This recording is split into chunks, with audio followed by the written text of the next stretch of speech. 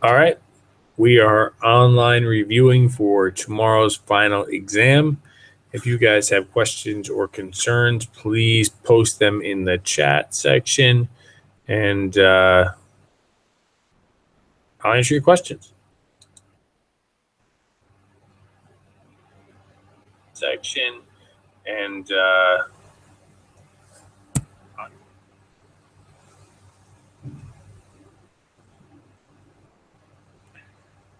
as of right this minute, it doesn't appear that anyone is here watching.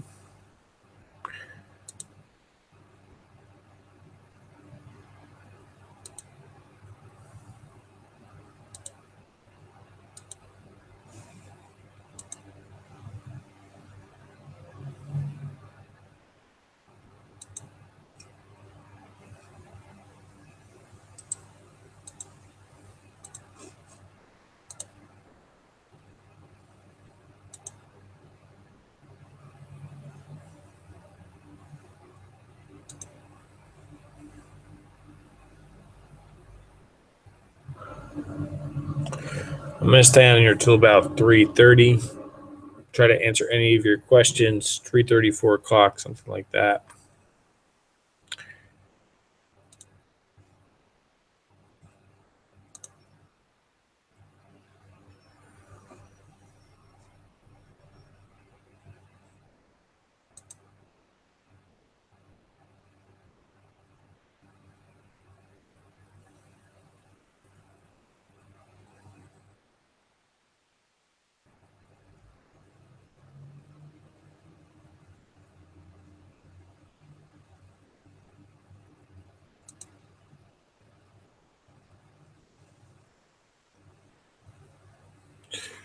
All right. Let me know when you guys are ready to ask stuff.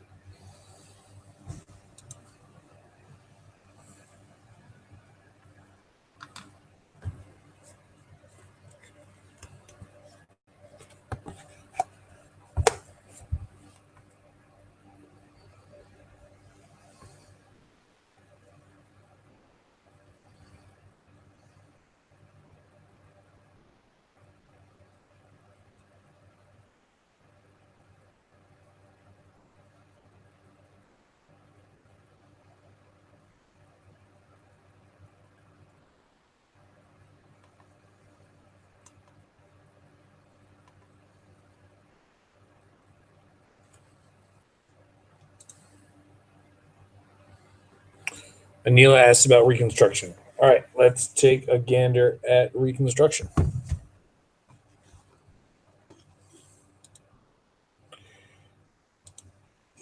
All right. So first things first. What is Reconstruction? This is not a good format.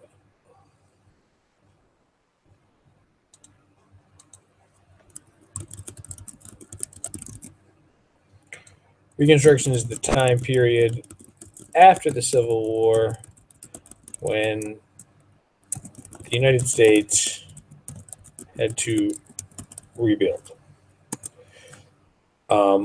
You have a couple major goals here. Reunify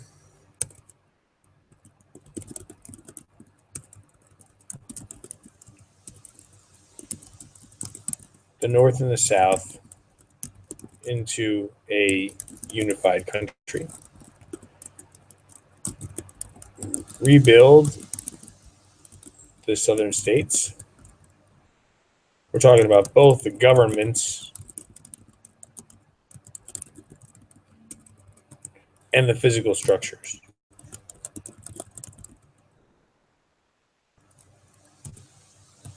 And then also to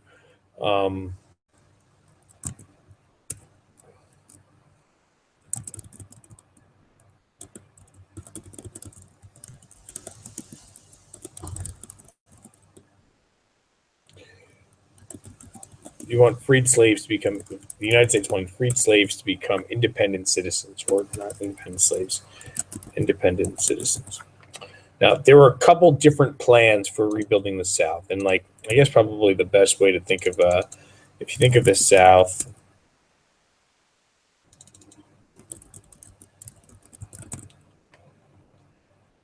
after the Civil War was not in any really good shape. Almost any image that you find, you will see that a lot of it was destroyed. There was fighting. The March to the Sea led to a lot of destruction of southern cities. And that needed to be rebuilt. And that's probably the most obvious thing. Like when you look at pictures of the South after the Civil War, you see the destruction that the South experienced as a result of it. And the South needed to be rebuilt. It was part of the United States again. It needed to be reconstructed.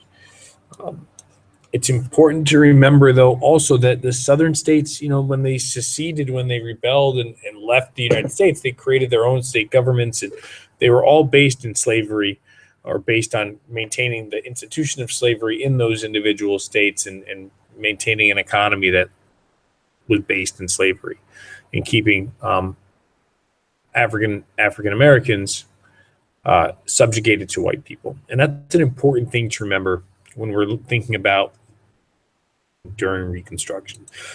In general, we look back and say that there were three major plans to restore the United States and reconstruct the United States at the end of the Civil War. You have Abraham Lincoln's plan, Andrew Johnson's plan, and the Radical Republicans, their plan. Lincoln didn't get a chance to implement his plan, but from what we know, what he drew up and proposed before he was assassinated is that he wanted the North and South to become unified into a single nation as quickly as possible. And he only required 10% of Southern citizens to pledge loyalty to the United States. They had to pass an amendment that would outlaw slavery. Of course, we know Abraham Lincoln was assassinated and his plan did not go into effect. In action, Andrew Johnson he said he was going to be tough on the South. What he actually did was try to reunite the North and the South as soon as possible. He forgave Southern Confederate leaders for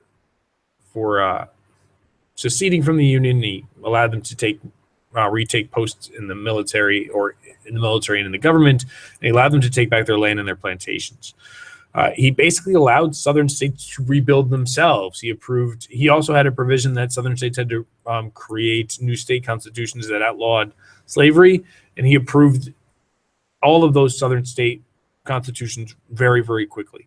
But basically, from 1865 until 1867, while Johnson's plan was implemented, and it's late 1865, it's like December 1865, that Johnson lets the Southern states rebuild themselves. From 1865 until 1867, you have this period of time known as presidential Reconstruction. And presidential Reconstruction went really terribly. I mean, I don't know that there is any argument that it went well.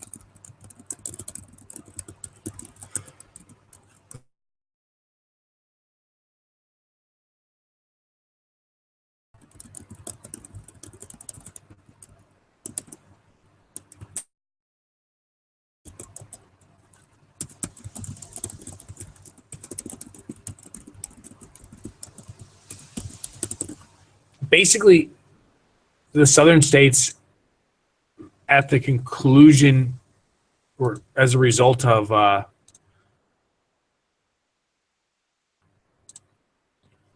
Johnson's policies, they just tried to recreate slavery without calling it slavery.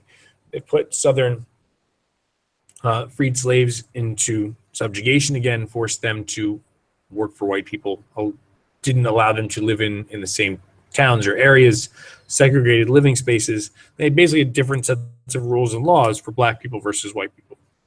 Presidential Reconstruction was largely a failure.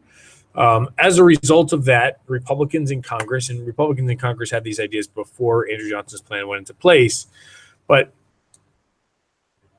under the Radical Republicans plan, or Radical Republicans decided to pass and implement their own set of Reconstruction parameters or rules, or their own plan.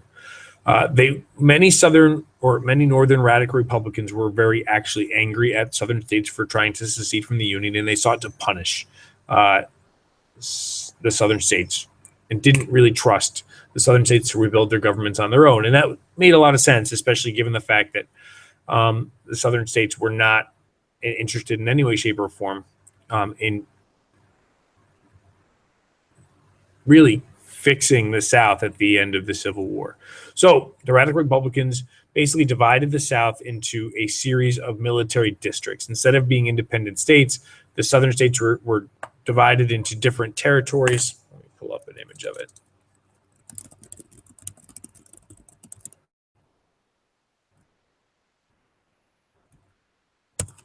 See if we get a map. Yeah. So you had several different districts that were controlled by the Union or Northern Army. And basically, the Union Army oversaw the Reconstruction process in these several different regions, these 5 different regions. And the radical Republicans forced the southern states, as a condition of rejoining the Union, to pass the 14th and 15th Amendments to the U.S. Constitution, which the 14th Amendment guaranteed equal rights and citizenship to Black Americans, and then the 15th Amendment guaranteed, or supposed to guarantee, the right to vote to Black Americans. Ultimately, even after, and the Radical Republicans' plan was in place from 1867 until 1877,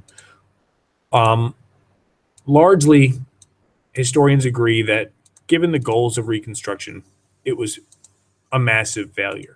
Reconstruction ended in 1877, not because the goals of Reconstruction had been met, but in fact because many Republicans and Northerners were tired of Reconstruction.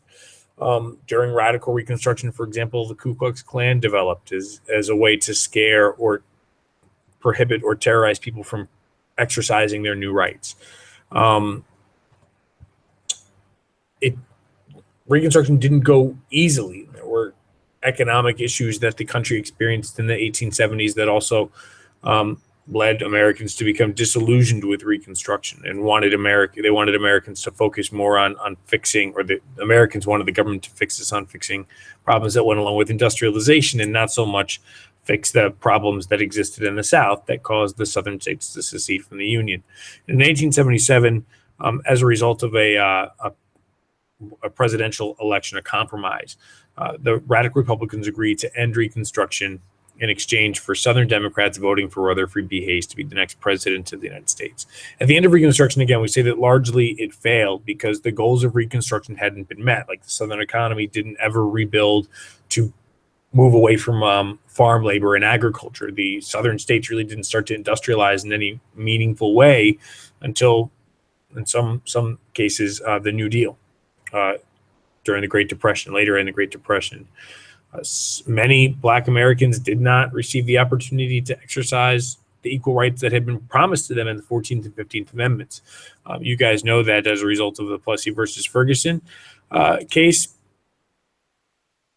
Crow laws were ruled constitutional and spread throughout the United States to prevent Black Americans and white Americans from living together or mixing or intermingling at all.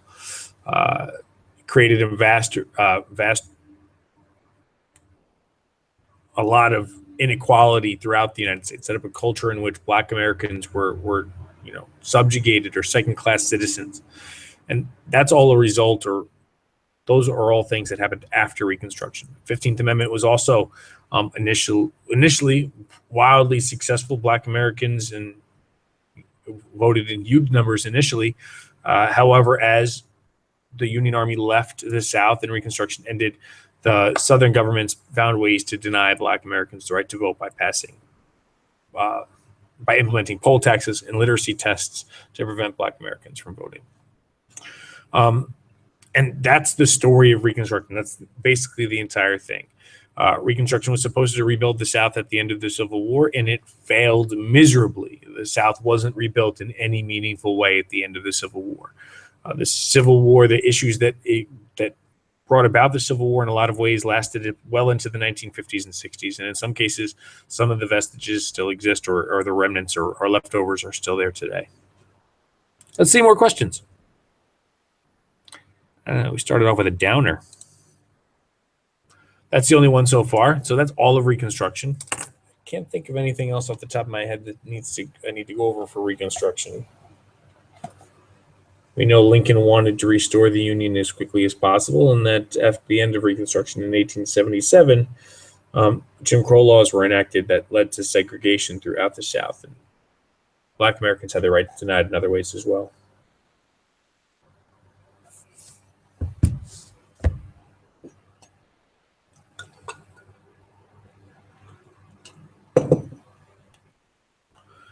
Give you guys a few minutes to look up some other stuff, other questions or concerns.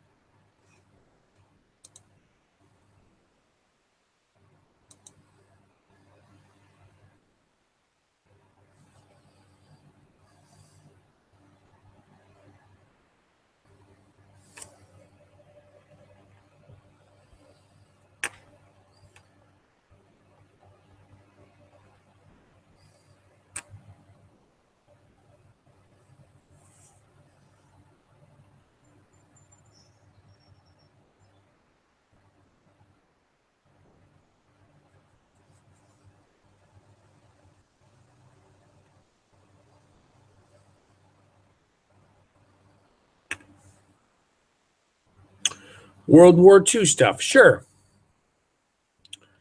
World War II.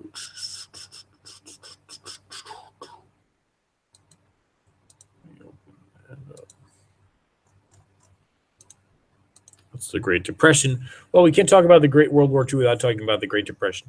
So it's important to know that what World War II started in Europe. I mean, it depends on who you ask. At some point during the 1930s, Adolf Hitler gained power in Germany and began expanding his power and control into other parts and regions of Europe. One of the main reasons that Adolf Hitler, Benito Mussolini, and the military government in Japan were able to take power in their countries was because of the economic instability that existed in Germany and Japan, especially after World War II, but Italy after World War I.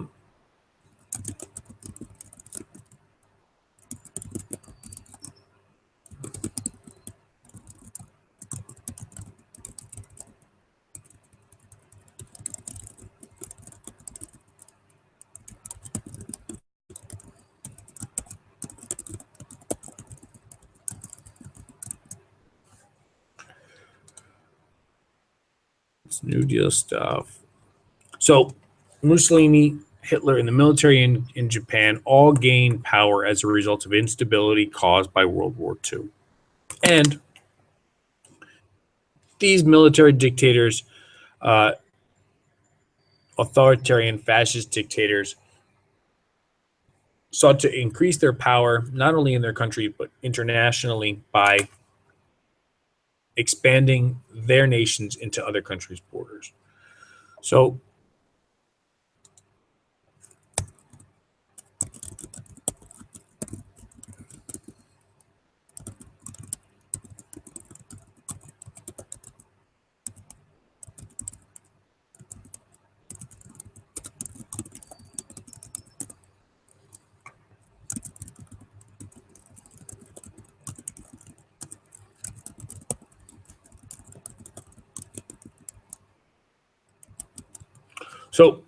throughout the 1930s, these military dictators endeavored or took aggressive acts against their neighbors and borders to expand their territories and powers.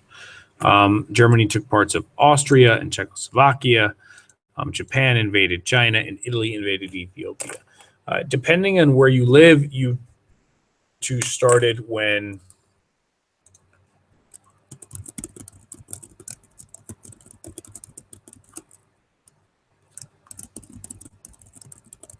Hitler invaded Poland, and that's 1939. Or Japan invaded Manchuria. That happened in 1931. Or they also, Manchuria is a province in the northern part of China.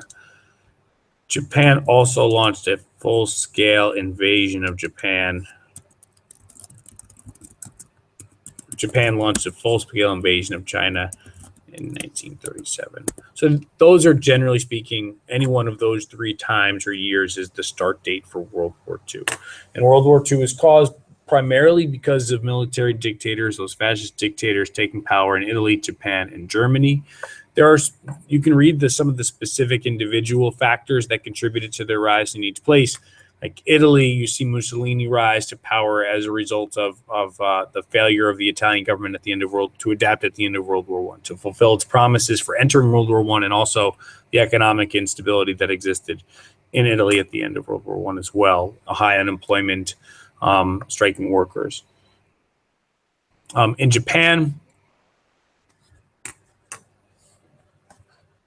the Japanese military was able to gain power primarily as a result of the Great Depression. Leading up to the Great Depression, there had been some concern inside of Japan that the Japanese government was too acquiescent to countries like the United States, France, and Great Britain, especially when it came to imperialism. During the 1920s, Japan wanted to become an imperialist nation, but everyone else around the world was telling Japan not to be an imperialist nation. When the Great Depression hit in 1929, and there was more economic instability in Japan, the people became more disillusioned or upset with their government in Japan. And that's when the Japanese military took over. They said, look, we will fix Japan, and we will improve Japan's standing internationally. And if that means invading other countries, then that's what we'll do. And that's when the Japanese military took control and took power. In Germany, the story of how Hitler took power goes back to the Treaty of Versailles that ended World War I. You guys know Germany was on the losing side in World War I, and France and Great Britain especially were concerned that a strong Germany would lead to another future conflict. And the parameters of the Treaty of Versailles, the main conditions of it, were designed to weaken Germany. That weakening of Germany actually caused a great deal of resentment or anger in Germany towards the German government and to France and Great Britain and the other countries around the world that agreed to the treaty. Hitler used that anger towards the outside powers to his advantage. He said that he would make Germany a great nation again, that he would restore Germany to its greatness. And basically, when the Great Depression struck in Germany in 1929, that message was powerful to the people in Germany, and they elected him and chose him to be the chancellor. The Nazi Party gained a majority of seats in the German legislature, and Hitler became the chancellor of Germany and began his expansionist and murderous policies. So that's how World War II starts. U.S. involvement in World War II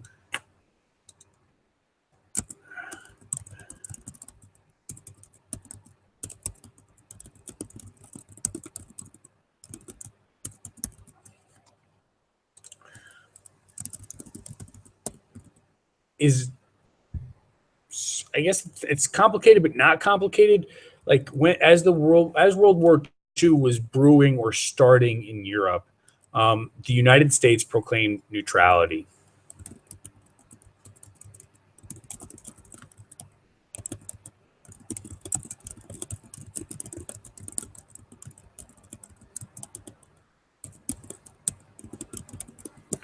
The United States, the citizens of the United States did not want to be involved in a foreign conflict. They didn't want to be involved in a foreign conflict, especially going back to World War I.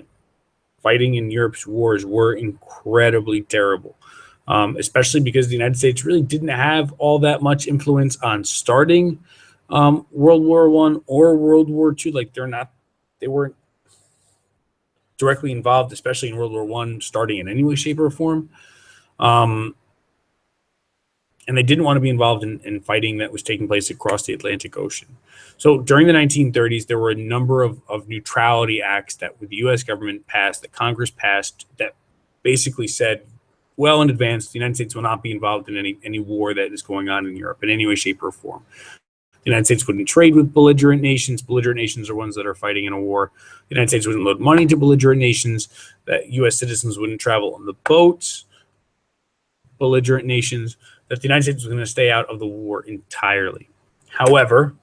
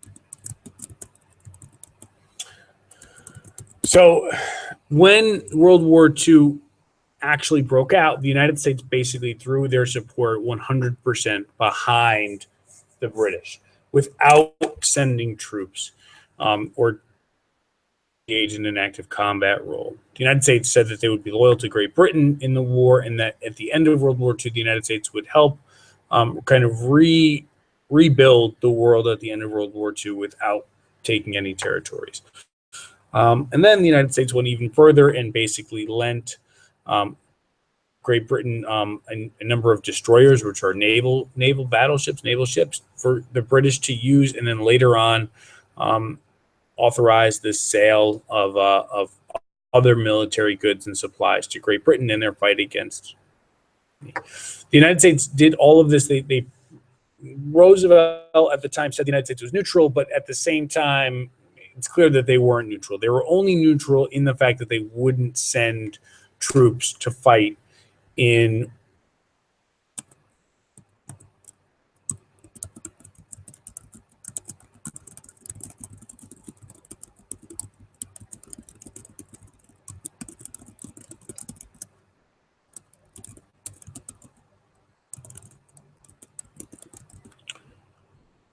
However, as the war progressed, the United States became even more involved. Like, for example, in the summer of 1942, the United States froze the assets of Great Britain, or excuse me, they froze the assets of Germany, Italy, and Japan in the United States.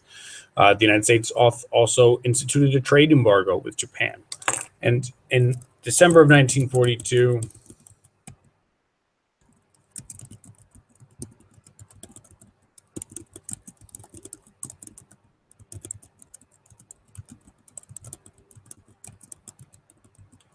Japan attacked a United States naval base at Pearl Harbor in Hawaii.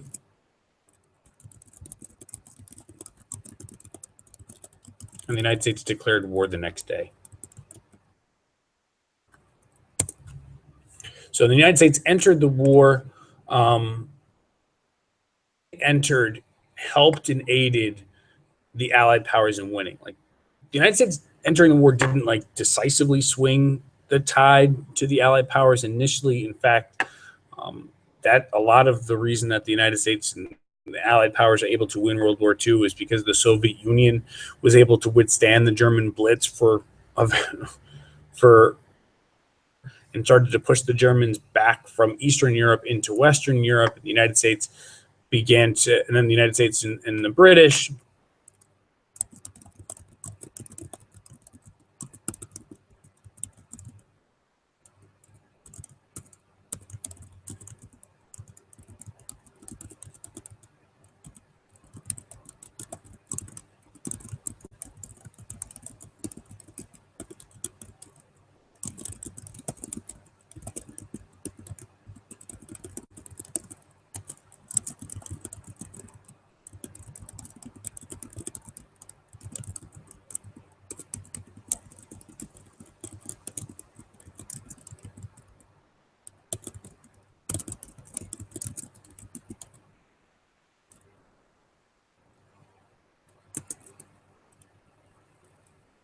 Um,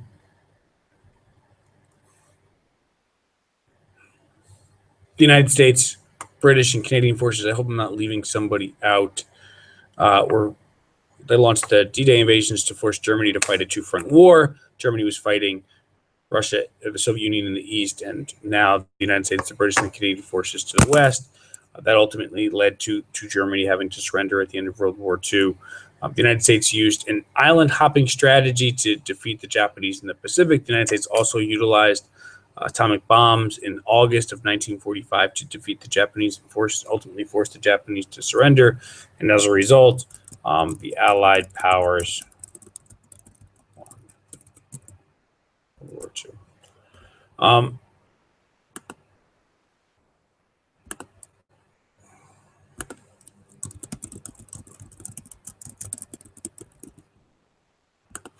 There's also dramatic impacts on the home front.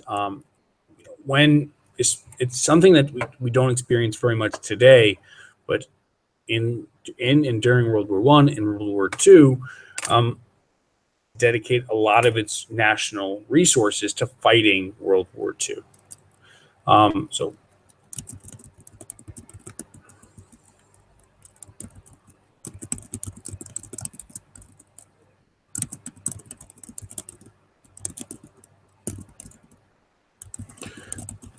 in effect, the United States government took control of the economy,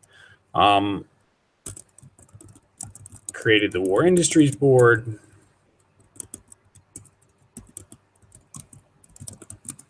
and the War Labor Board to make sure that factories and raw materials were being used to produce war goods, and to make sure that workers were being paid adequate wages, working fair hours, and settle labor disputes. And then if there were issues between workers and their employers, so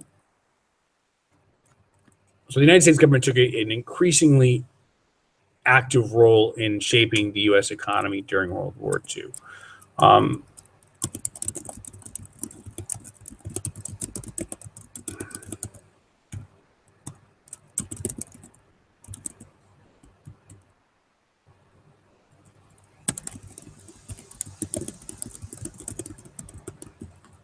So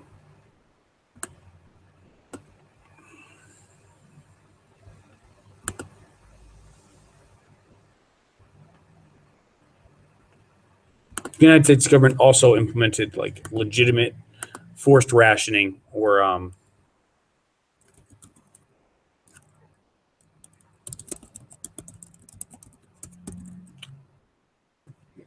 basically the U.S. government said that citizens could only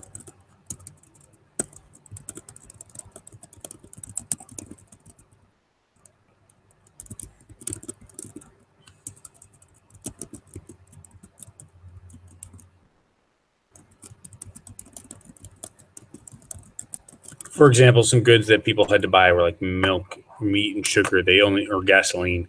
There were only small amounts or set amounts that could be given out to people during World War II. Not given out, but people could purchase at the grocery store. So everyone in the United States helped contribute to the war effort.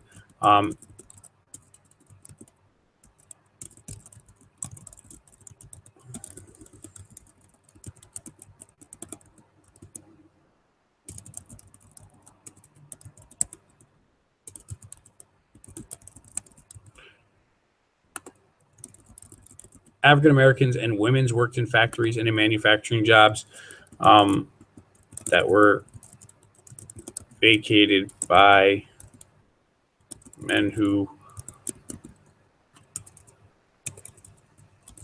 were drafted or enlisted in the armed forces. People bought war bonds.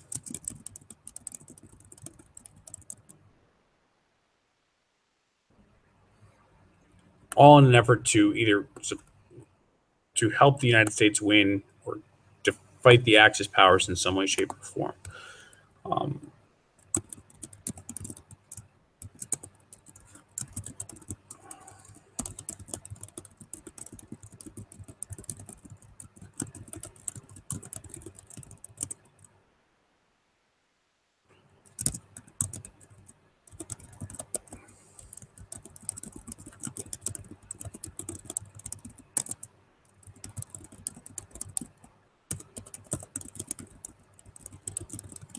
So there are a couple of important results of the U.S. involvement in World War II. Socially, there was, again, an increased emphasis on women and African Americans gaining greater equality and rights. In fact, famously, you guys know about the March on Washington for Jobs and Equality that was led in 1963 by civil rights leaders, but there was actually the first version of that march was planned during World War II as African Americans protested against the fact that defense contractors receiving federal money weren't providing equal wages to Black Americans or just weren't hiring Black Americans at all.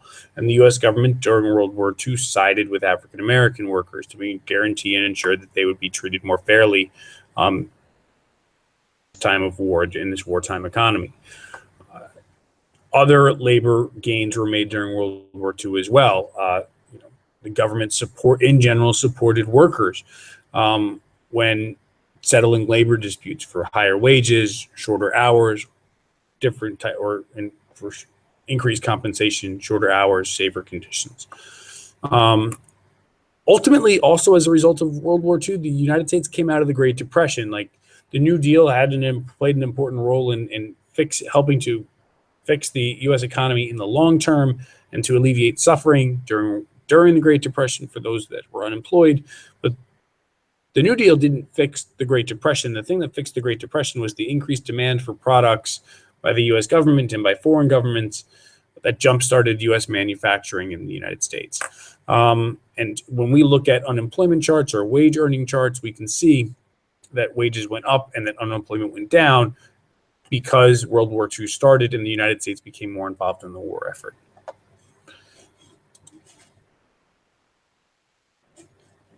More questions. Let's see.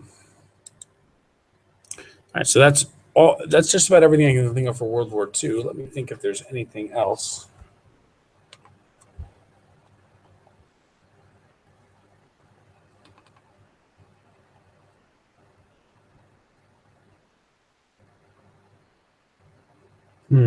Go back through my notes.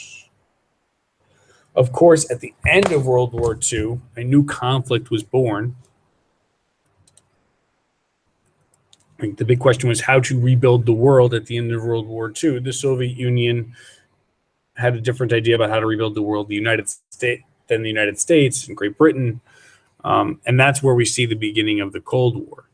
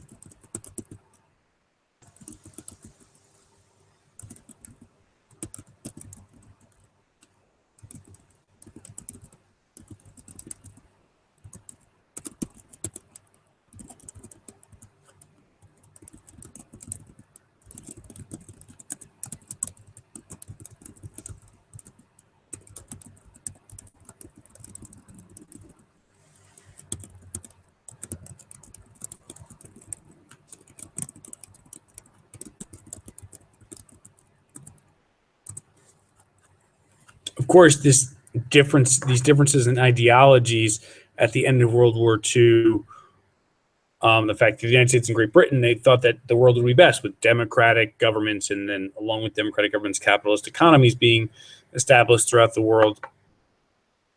The Soviet Union wanted communist nations to be established and set up throughout the world, especially in Eastern Europe. And both sides saw the other side as trying to take over the world. The United States saw the Soviet desire to establish communist nations in Eastern Europe as something similar to what Adolf Hitler would have wanted to do. Meanwhile, the Soviet Union saw the United States and Great Britain trying to control natural resources around the world and set up trading partners around the world to make them stronger nations. So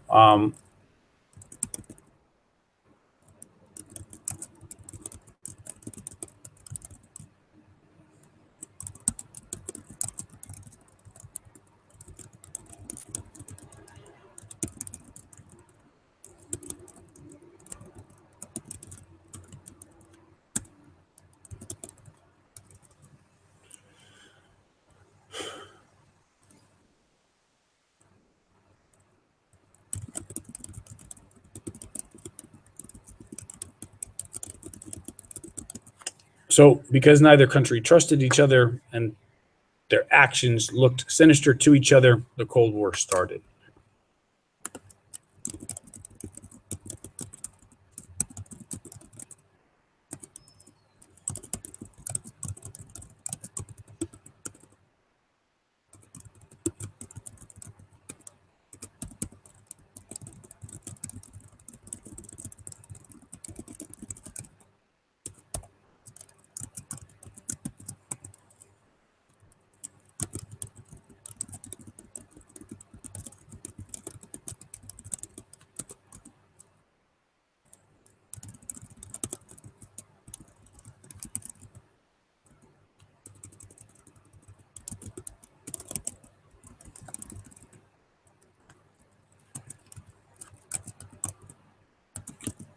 So there was no direct fighting between the US and the Soviet Union during the Cold War because each country had nuclear weapons, and the concern in the United States and the Soviet Union was that using the nuclear weapons would lead to so much death and destruction that it wasn't worth fighting. So what each country tried to do basically throughout the Cold War was establish alliances or create alliances with other nations around the world in an effort to be more powerful than the other nation. The United States, basically, they tried to contain communism from spreading. Basically, the United States thought that any communist government would be allied with the Soviet Union, so the United States tried to have non-communist governments created throughout the world.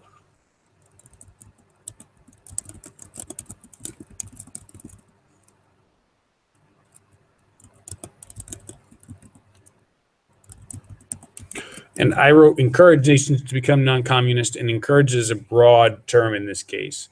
The United States did provide direct military and financial aid to France, and West Germany, and Italy, and Great Britain, and other nations impacted by war, Turkey and Greece. The United States supplied direct aid to those nations so they wouldn't become communist. Basically, they helped rebuild them at the end of World War II. The same thing with Japan. The United States also used military engagements to stop communism from spreading, as they did in Korea. They stopped communism from spreading into South Korea successfully, but were unsuccessful, for example, in Vietnam. And Central and South America, the United States tried to influence governments as well, especially in an effort to prevent them from being communist, and sometimes had communist leaders removed from power, as they did in Nicaragua and Chile.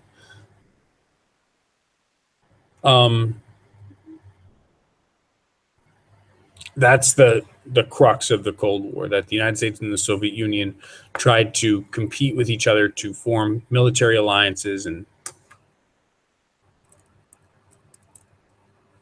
other types of alliances to prevent communism from spreading.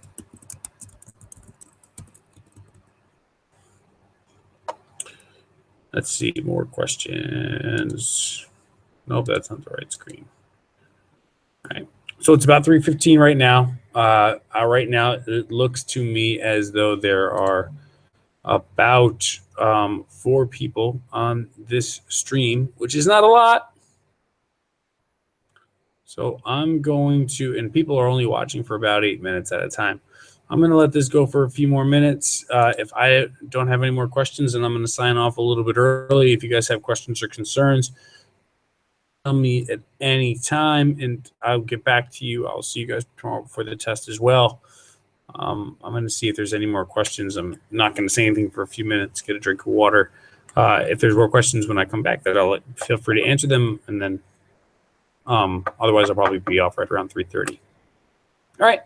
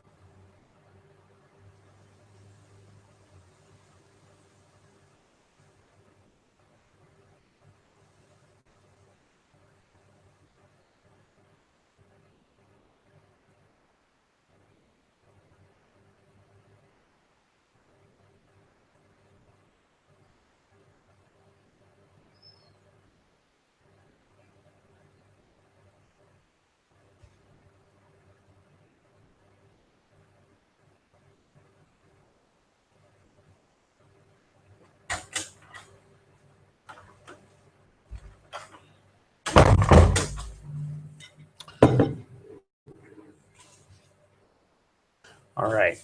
In the meantime, I'm thinking that it probably is a really good idea to go through some of this other stuff from throughout the school year, some of these other slides I have ready that we've seen already to go over some key ideas and content for those of you guys who want to review it, or who are still here and who are listening, or for maybe people who will watch it later.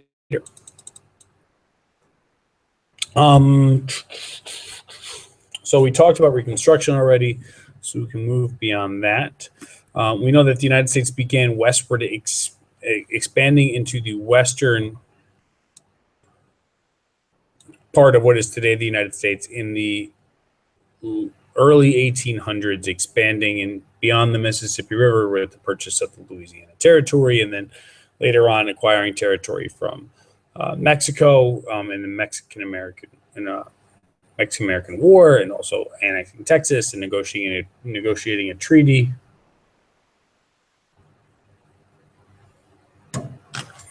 Negotiated a treaty with Oregon. So the United States began to expand to the west and settle the West. They predominantly began to settle the West, however, after the 1850s and into the 1860s.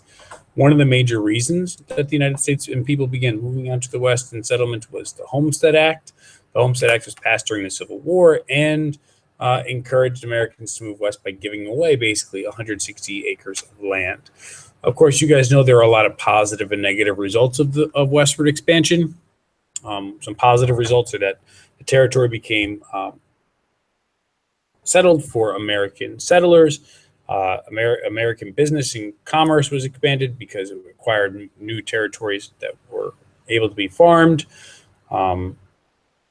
There are lots of natural resources as you go out to the west. Valuable metals, silver, gold, other metals necessary for industrialization. Fossil fuels that were discovered as people moved to the west, all of which fueled industrialization. A lot of the nation's farming output comes from the Midwest and the West. However, there are also a lot of negative results of westward expansion as well. Americans moved out to the West and displaced Native Americans, changed their way of life and their culture.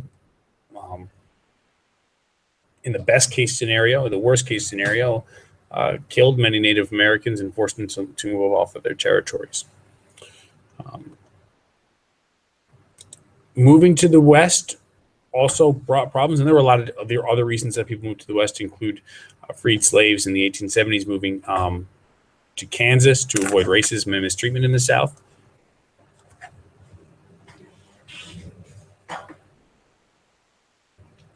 You also remember people moved to the West to, again, find gold. Gold rush of 1849. There were later discoveries of gold and silver also facilitated more people to move out to the West, as did new technologies. Transcontinental Railroad and completed westward expansion, or encouraged the completion of westward expansion.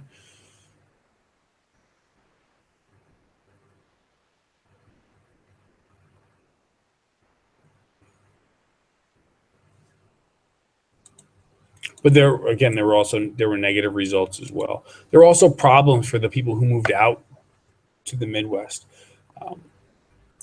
Farmers, ranchers, and miners had to deal with the major problem of the Transcontinental Railroad charging very high rates for transporting their goods to markets in the East and the West, from the central part of the United States. As a result of the problems that developed in the United States during westward expansion that were also fueled by industrialization, a populist party was created to address those problems and help the common man. The Populist Party advocated for the government to control railroads so they could lower rates. The Populist Party argued for the free coinage of silver so that lower class Americans would have greater access to money. And it could also, inflation would lower their mortgage payments or loan payments that they might have. And the Populist Party also was anti-immigrant. They thought that immigrants coming to the United States were taking their jobs or hurting American culture. And the Populist Party was founded in 1892 to address those concerns. A lot of the Populist Party wasn't successful at ever, they had people run for elected office, and At a local level, they had some success, but on a national level, the Populist Party never won a majority of seats in Congress and didn't win a presidential election either. However, a lot of the Populist Party ideas actually became enveloped or accepted by the Democratic Party, which demonstrates the importance of third parties in American history. Like, they don't always win important elections or become dominant political parties, but they do bring underrepresented issues to the forefront of American politics oftentimes. And that's something the Populist Party did during westward expansion. At the same time, westward expansion was going on in the United States, the Industrial Revolution was also going on. You guys know that industrialization is the process at which a country kind of transfers from being an agrarian or agricultural society to one that is based in manufacturing, where machines start to replace manual forms of labor. Machine work replaces manual forms of labor. In general, there are, in the United States as well, there were positive and negative effects of industrialization. Industrialized nations benefit from new technologies being introduced into a wide variety of wide variety of areas of American civilization. New ways, new forms of transportation like railroads and automobiles and steamboats, not in that order. Encouraged greater trade and transportation of people throughout the United States, people and goods throughout the United States. New ways of producing goods made production of goods, manufacturing more efficient, which lowered prices and made more goods more widely available. And all different types of goods. Like the Bessemer process was used to produce a stronger, lighter, not breed of steel, but type of steel that was used in producing skyscrapers and other buildings for American cities and bridges for American cities. But also consumer goods like the phonograph and telephones were also introduced as a result of mass production. The automobile also became more widely available. But as a result, also, there were a lot of negative effects of industrialization. Like, in general, working in factories and in these manufacturing jobs were unsafe and the pay was low. The work was unskilled. As a result of receiving low wages or low compensation, many families lived in poverty or squalor. A lot of these programs or problems were exposed later on during the Progressive Era. We'll talk more about that in a minute. Business changed a great deal in the United States during the Industrial Revolution. Like, basically everything that goes along with industrialization costs lots and lots and lots and lots of money. And small businesses like proprietorships or partnerships couldn't raise the type of capital or money needed to production or to industrialize. And corporations became the dominant way of doing business. Corporations are businesses that are owned by stockholders. Stockholders purchase shares or ownership in a company, and the company uses the money to industrialize. Basically, that's how a lot of businesses were created or grew during industrialization, especially railroads, for example. Railroads are a really good example because of all of the money it takes to pay workers and to purchase the materials needed to produce railroads and then to actually put the railroads down and operate them. Famously, some of the leaders of these big businesses, of these corporations, were Andrew Carnegie. They're the leaders of the businesses because they owned large amounts of stock in the companies, not because they were the owners themselves. Andrew Carnegie, Cornelius Vanderbilt, and John D. Rockefeller and J.P. Morgan all expanded their influence in their industries or businesses to the point where they were some of the most powerful men in the United States. They also oftentimes, and this is especially true when you look at John D. Rockefeller, they formed monopolies in their businesses. A monopoly exists when there's a single company that controls the buying and selling of a single entity or good or product. And in the case of John D. Rockefeller, he created a monopoly in oil. Monopolies in general are bad Where's my slide on why monopolies are bad? It's down here in the progressive era. Not there. That's immigration. Progressive era. Where are you? Monopolies are in general bad because monopolies they can charge whatever price they want, no matter how high for their product, if they're the only place you can buy that product. And also because they are the only company that produces the product, monopolies also don't have to develop new ideas or products. And there was a lot of concern during industrialization that these corporations that were so incredibly powerful,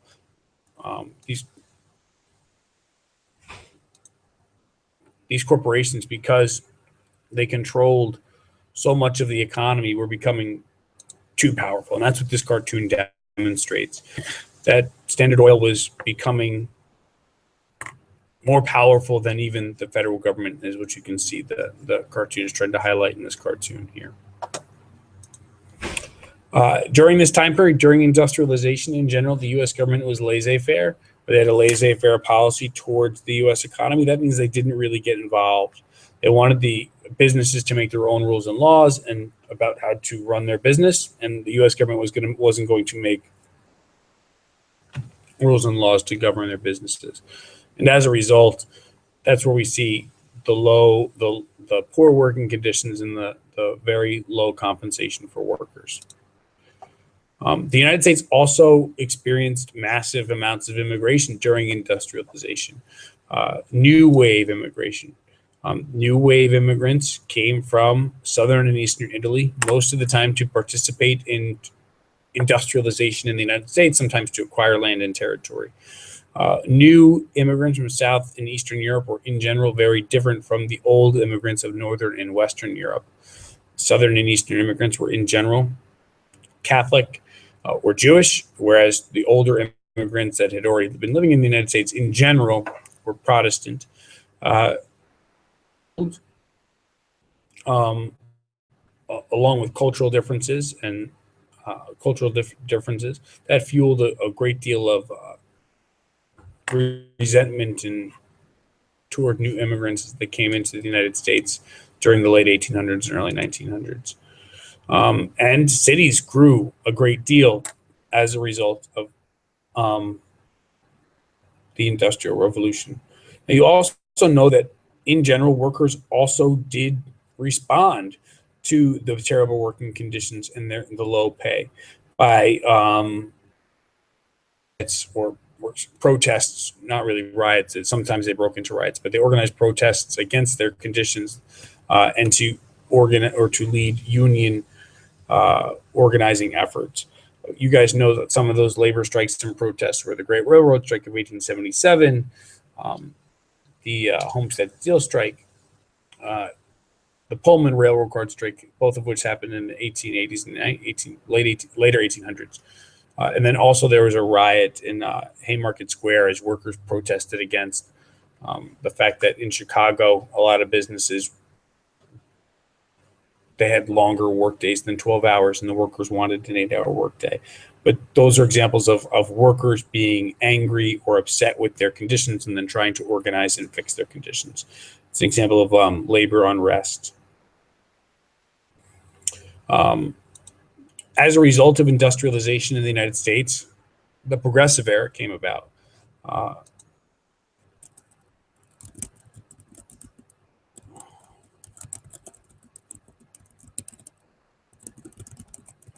So there are a wide variety of problems caused by industrialization. Workers' rights weren't protected in any way, shape, or form. There was discrimination against immigrants. That continued as well, but that was a problem that was attempted to be fixed.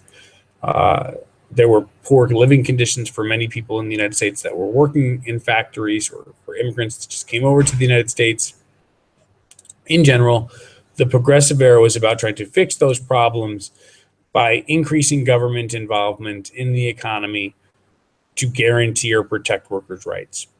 It's a different example of the Progressive Era represents a shift in American and the role of government in the United States in politics. Before the Progressive Era, there was concern that the government was out to take away rights from people. And during the Progressive Era, you start to see the government stand up for workers' rights, to take greater action to protect workers and consumers.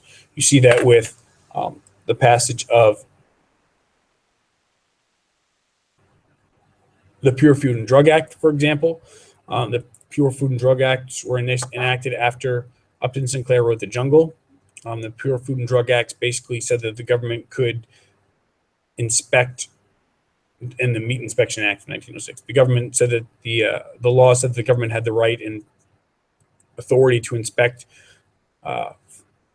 places and factories where food was being produced, to make sure that there were sanitary conditions and that what was going into the food or medicines were actually what was being, or said the government had the authority to inspect places to make sure that the conditions were sanitary, but also to make sure that companies were telling the truth about what was inside their products. Prior to the Pure Food and Drug Act being passed, for example, companies weren't always truthful about what active ingredients or what ingredients were being used in drugs or medicines at all. The government also took efforts to limit child labor, raise wages, provide safer working conditions as well.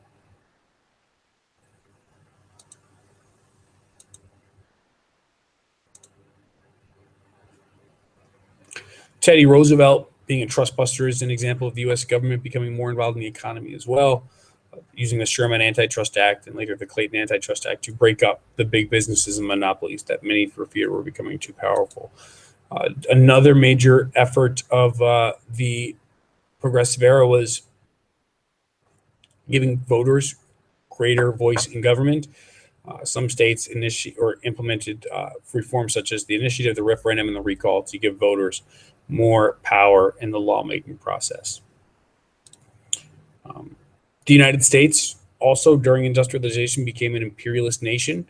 An imperialist nation is one that tries to extend its power and influence into other countries that are not, in this case, the United States. Sometimes it's called expansionism, and during the late 1800s and early 1900s, the United States became more expansionist. They tried to take more control and power and gain greater influence in foreign countries. They did that by fighting wars like the Spanish-American War, after which the United States acquired territories like Puerto Rico, Guam, and the Philippines. And the United States became more involved in Cuba. Cuba became independent as a result of the Spanish-American War, but the United States still had a lot of influence on Cuban politics and government policies. The United States also annexed Hawaii shortly after the Spanish-American War because it had to protect its influences in the Philippines. All during this period of imperialism, the United States, as demonstrated by the Roosevelt corollary to the Monroe Doctrine, became just more involved in international affairs and politics, especially in Central and South America, where they tried to act as the police force of the Western Hemisphere to prevent European intervention in the Western Hemisphere, but also maintain U.S. power in the Western Hemisphere. The United States, much earlier, purchased Alaska as a kind of an imperialist endeavor as well in 1867.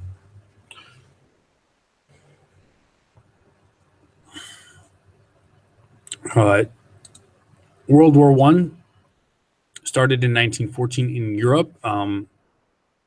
It's an important event in world and American history and world history because it's a major world conflict that came about as a result of about 100 years of tensions building up in Europe as a result of militarism, the creation of secret alliances, imperialist tensions between European nations and competing for overseas territories, and then in general nationalism amongst European countries and kind of a desire to demonstrate or show who is the strongest and the best. The initial cause, the thing that started World War I in Europe, was the assassination of Archduke Franz Ferdinand in Serbia. Franz Ferdinand was from Austria-Hungary. He was assassinated by a Serbian nationalist. As a result of the assassination, basically the secret alliances that had been, or the alliances that had been formed leading up to World War I were kind of pushed in or kicked into action. And a conflict between Austria, Hungary, and Serbia blew up into World War II, or World War I, excuse me. The United States ultimately entered World War I for a couple of reasons. Number one, the United States wasn't very particularly neutral leading up to its involvement in its declaration of war in 1917. The United States basically traded a great deal more with the Allied powers during World War I. And as a result, Germany became increasingly aggressive to the United States, resuming something called unrestricted submarine warfare and sinking U.S. ships in March of 1917. The United States tried to discourage Americans from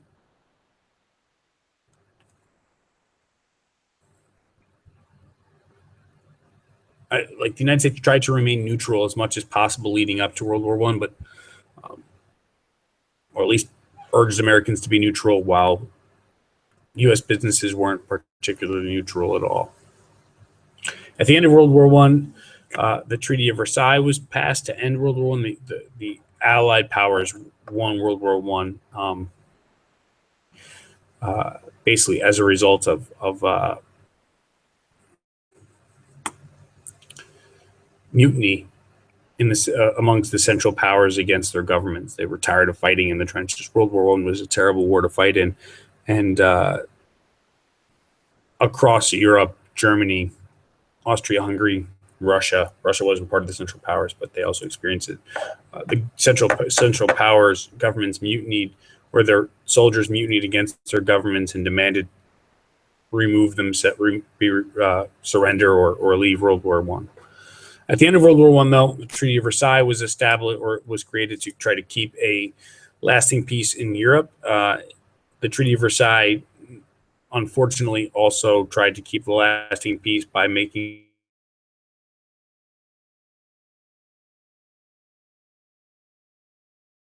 nations, which was supposed to keep peace, also to settle international disputes if they were to arise after World War I, but largely ineffective.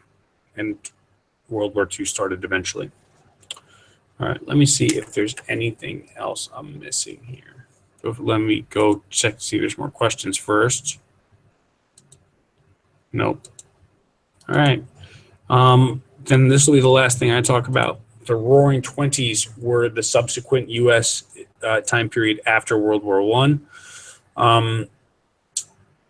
The Roaring Twenties are best known and thought of for jazz music and people spending lots of money and people driving in cars and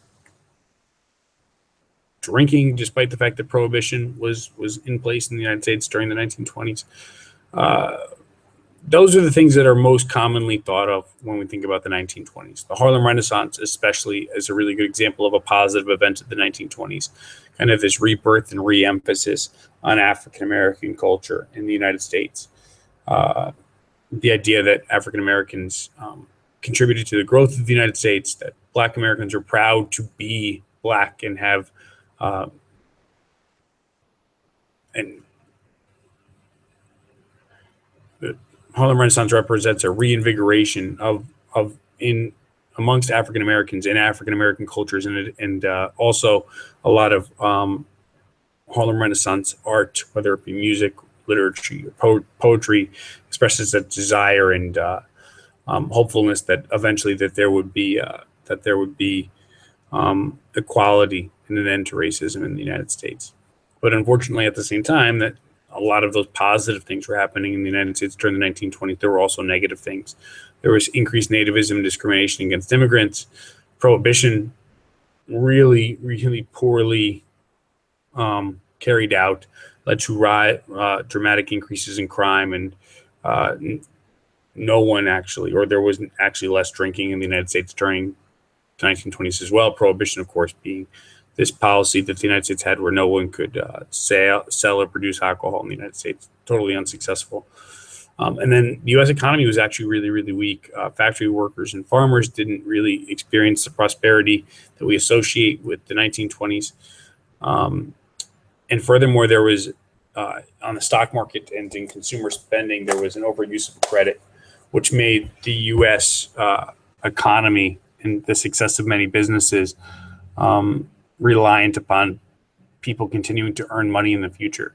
And when there was a negative economic shock, the stock market crashed in 1929, the economy was sent into a tailspin, known as the Great Depression. The Great Depression is probably most infamously known or associated with bank failures, people just losing all of their money overnight, even though they did everything that they were supposed to. Right, they put money in the bank, thinking that it would be there and they'd have it if in times of need. That money was lost when banks would fail. People lost their funds and ultimately sent the economy into a greater tailspin. All right, that's what I'm going to do for now. I don't see any other questions here. If you have questions or concerns, let me know. Email me tonight, kboyle@hicksvillepublicschools.org, and I'll try to get back to you. Otherwise, I'll see you guys tomorrow. Have a great night. Bye.